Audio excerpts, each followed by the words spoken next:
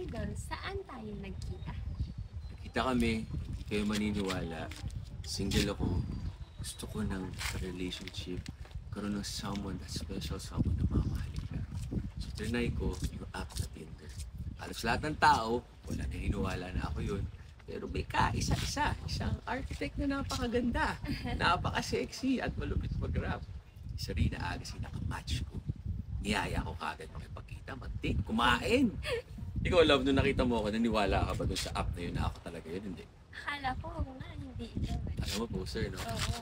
Kasi syempre, di ba, Carlos Agassi nasa dating app, di ba? And then, buti pa ka makipagkita sa akin. Oo, kasi ang gwapo. Anong first reaction mo nung makita mo ako? Ang gwapo. Nakita ko siya, ba?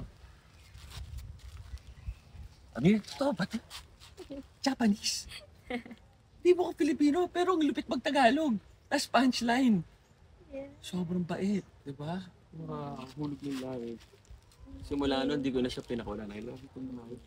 So kita nyo, kahit magkita kayo kung saan man, sa napaka-formal na lugar or informal na lugar, ang mahalaga, pag nakahanap mo yung kayo, pabiyak mo, iliguan na. Match kayo. Match na kayo. Yun lang, ganun lang kasimple kahit saan yan.